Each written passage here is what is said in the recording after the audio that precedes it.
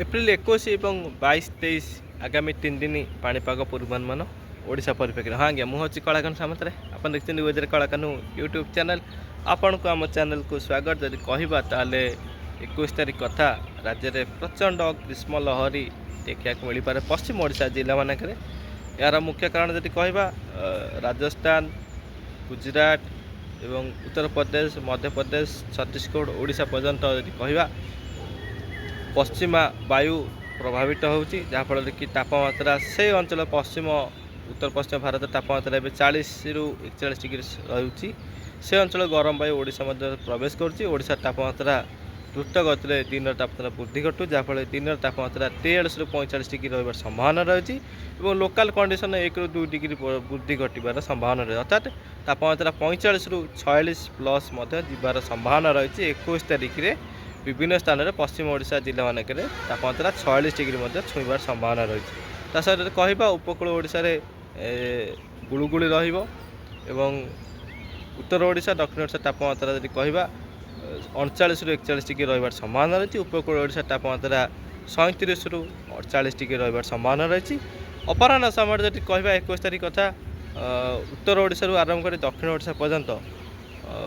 पाखापाखि 13-15 जिले में झड़ वर्षार संभावना रही काल बैशाखी जन झड़ वर्षा अपराह समय राति मध्य कुआपथर वर्षा गोटे स्थान में रेकर्ड हो पारे तो ये स्थिति रही 21 तारीख 22 तारीख जब कथा कहवा राज्य में आहरी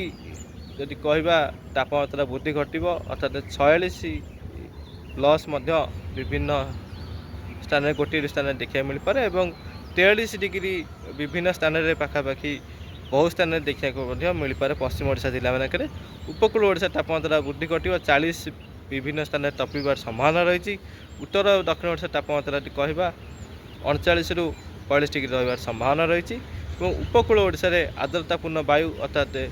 बंगोपसागर वायु प्रभावित फल गुड़गुड़ी जारी अपराह समय जब कहवा काँ भा वर्षा उत्तर ओडिशा जिला मानक उपकूल ओडिशा जिला में काँ भा वर्षा हो पार संभावना रही किंतु दक्षिण ओडिशा जिला मानक गोटे स्थान में भारी वर्षा और झड़ तोफान वर्षा देखा मिल पारे 22 तारीख 23 तारीख जब कथा कहवा तापमात्रा आहरी जब कहवा गुड़ुगुड़ी और झांझी पवन प्रभावित कर सहित पश्चिमा झड़ उत्तर भारत में सक्रिय होवार संभावना रही किंतु जेहेतु गरम वायु ओडिशा मध्य प्रवेश करुच्ची तापमात्रा 23 तारीख 45-46 डिग्री रही संभावना रही तापमात्रा 20 स्थान में जब कहवा 43 डिग्री अधिका रही संभावना रही 40 रु 43 डिग्री रही 20 स्थान में रही संभावना रही गोटे स्थान में कहवा 45-46 तापमात्रा देखा मिल पारे अपराह समय जब कहवा उपकूल ओडिशा और दक्षिण ओडिशा उत्तर ओडिशा रे काल बैशाखी जनित वर्षार संभावना रही तो ये स्थिति वर्षा सेमती बड़ धरण ना 21 तारीख यदि कहवा अधिक वर्षार संभावना रही वर्षा सेमती बड़ धरण ना 21 तारीख जहाँ बड़ धरण वर्षा देखा मिल पारे किंतु 22-23 दक्षिण ओडिशा जिला में भल वर्षा देखा मिल